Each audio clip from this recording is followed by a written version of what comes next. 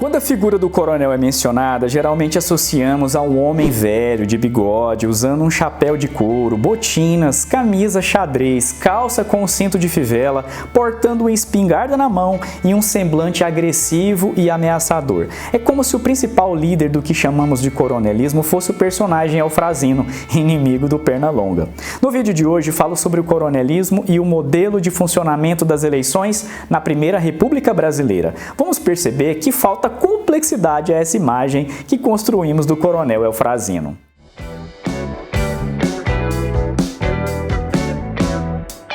Mas qual é a origem do coronel? Isso começou ainda no período regencial do Império do Brasil. A Guarda Nacional foi uma força de segurança criada pelo Estado brasileiro para reprimir revoltas populares e se precaver de uma possível insurreição do Exército, local de emprego de muitas pessoas pobres. Para participar da Guarda Nacional era necessário ser cidadão ativo, aquele que tinha direito a voto, em uma época em que isso era restrito somente a homens que comprovassem renda de 100 a 200 mil réis anuais.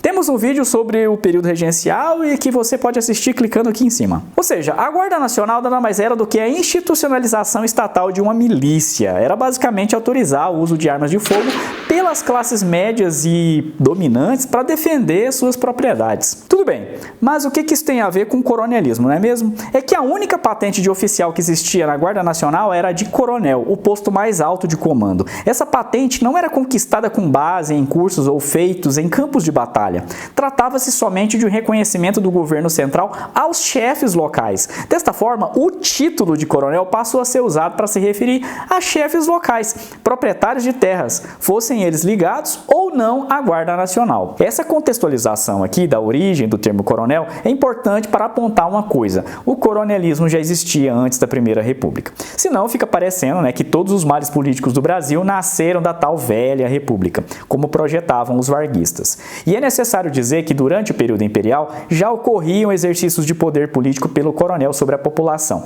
incluindo manipulação de votos e fraudes eleitorais.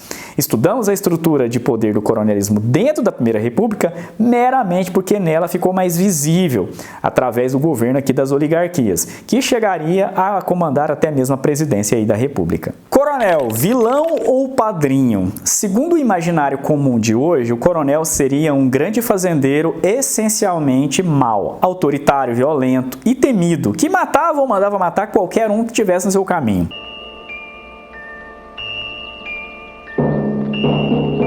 Agindo com base em ameaças e violências, ele obrigava as pessoas a votarem nele ou em seus aliados, o que garantiria o seu poder político. Mas não é bem assim, quer dizer, podia até ser assim também, mas na maioria das vezes a relação é bem mais complexa do que isso. Precisamos fazer um esforço para compreender como as pessoas comuns enxergavam o coronel lá no final do século XIX e início do século XX. De fato, o coronel era geralmente um grande proprietário de terras, e isso é muito importante. Estamos falando de um período histórico em que 70% da população brasileira vivia em áreas rurais. Por exemplo, a estrutura que sustentava o exercício do poder político do coronel sobre a população é descrita como mandonismo pelos pesquisadores, e o coronel é um mandão. Isso só era possível por conta de seu poder econômico, o controle de recursos agrários, geralmente das terras. Entretanto, para a maior parte da população, o coronel não era a encarnação do demônio na terra. Pelo contrário, ele era o padrinho, the Godfather.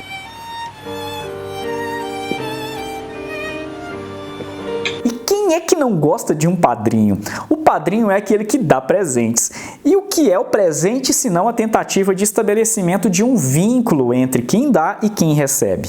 Quem dá o presente sempre está interessado em algo em troca, e quase nunca é um bem material. Pode ser um afeto, amizade, lealdade, confiança, amor, etc. São variados os presentes que o padrinho coronel dava, mas principalmente proteção e segurança. Às vezes segurança contra ele mesmo e seus comandados, ou seriam capangas. O coronel prestava favores. Imagine que você mora em um sítio e possui recursos escassos, até mesmo mão de obra. O coronel podia enviar pessoas para cavar, por exemplo, uma cisterna, instalar uma cerca, construir um açude e outros serviços na sua pequena propriedade. Mas também podia conseguir uma vaga de emprego para seus familiares em instituições públicas, como o cargo de uma professora primária para sua filha. Afinal, não havia processos seletivos e concursos públicos nessa época. Era tudo na base do QI, quem indica. Não é à toa que se usa aquela expressão no Brasil: quem não tem padrinho, morre pagão. Assim, direto ou indiretamente, ele estabelecia um vínculo com a família inteira. Porém, tudo tem seu preço, e o coronel queria algo em troca: lealdade e votos. Eu quero voto, voto em mim, voto em mim, voto em mim, voto em mim. O que eu descrevi aqui é a raiz do que chamamos de clientelismo, uma rede de relações baseada na troca de favores entre sujeitos com poderes desiguais. Ao receber um presente do coronel, a pessoa se tornava um cliente. Era necessário retribuir. E isso não estava escrito em nenhum contrato legal, mas era a tradição, os usos e os costumes. Claro, se você quisesse, podia recusar o presente, isto é, o vínculo.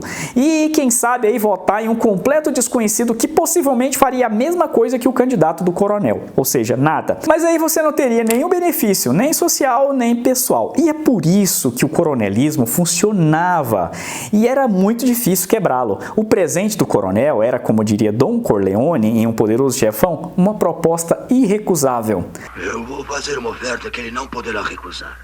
O clientelismo, isto é, a troca de favores, colocava em funcionamento um dos mecanismos para que o candidato do coronel fosse eleito no pleito, o voto de cabresto. Ele remete à ideia de controle do coronel sobre o cliente, porque cabresto é a guia que se coloca em um cavalo para controlá-lo e mudá-lo de direção.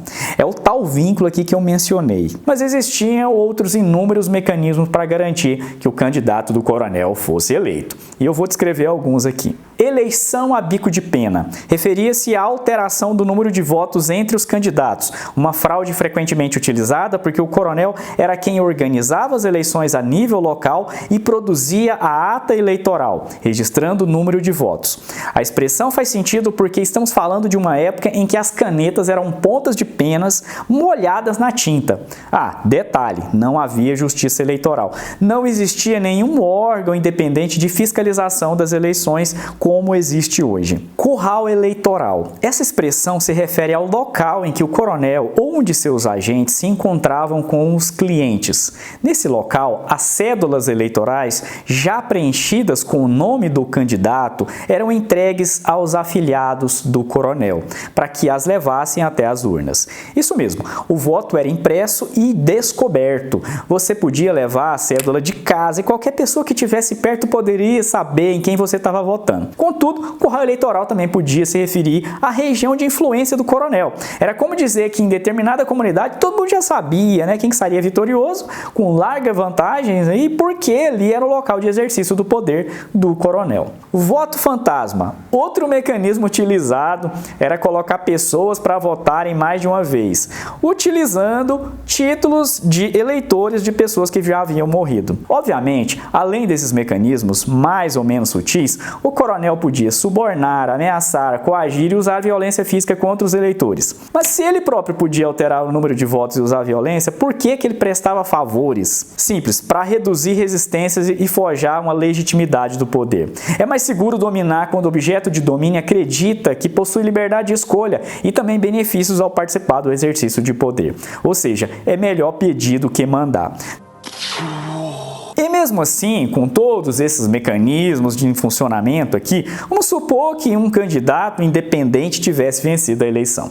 Alguém que fez a campanha dizendo que ia transformar esse modelo político, econômico e mudar tudo.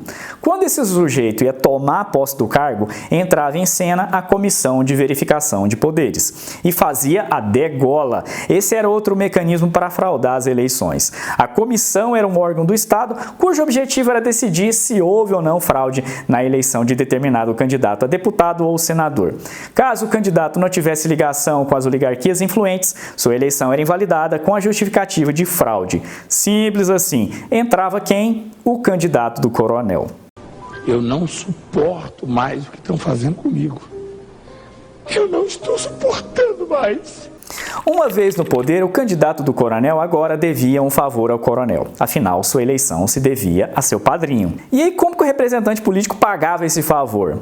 Principalmente nomeando para cargos públicos estratégicos outros afiliados do coronel. Vamos supor que um afiliado do coronel se tornasse secretário de obras de uma prefeitura. Nesse momento, esse afiliado, que também devia um favor, iria executar obras que atendessem à comunidade onde o coronel tinha influência. E obras aí, por exemplo, como iluminação pública, pontes, estradas, etc. Pode ter certeza que no dia da inauguração, o coronel ia estar presente para angariar mais status público. E ao manter essa influência, ele consolidava-se como chefe local e organizava as próximas eleições. O ciclo ia se repetindo. O marco fundamental para entender o coronelismo é a obra Coronelismo, Enxada e Voto, de Vitor Nunes Leal, publicada em 1948. Leal analisa como o poder dos coronéis se sustentava em 3 pilares: o controle da terra, a enxada, o domínio político pelo clientelismo, o voto, e a manutenção da ordem pela força, o cabresto. Ele demonstra que o coronelismo não era apenas um resquício arcaico, mas um sistema articulado com o Estado Nacional, onde o poder local e o federal se sustentavam mutuamente. Os coronéis garantiam votos para as oligarquias dominantes em troca de benesses públicas, como obras e empregos, perpetuando um ciclo de dependência e de controle. Desconstruir essa estrutura foi e ainda é muito difícil. Há quem diga que o coronelismo sobrevive, ainda que de forma adaptada, principalmente em cidades menores, onde relações pessoais e trocas de favores continuam moldando a política. Nas grandes cidades e no âmbito federal, o coronel de hoje pode ser visto como um grande empresário que financia campanhas em troca de influência sobre políticas públicas. O voto de cabresto talvez não exista mais na forma violenta do passado, mas subsiste em práticas como o uso de máquinas públicas em eleições e a distribuição de benefícios em troca de apoio político.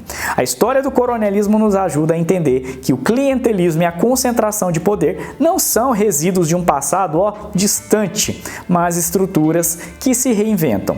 Se antes o controle era exercido pela posse da terra e pela força bruta, hoje ele pode se dar pelo domínio da informação, do capital ou do acesso a recursos estatais. A pergunta que fica é a seguinte: até que ponto superamos de fato o coronelismo ou apenas trocamos suas roupagens?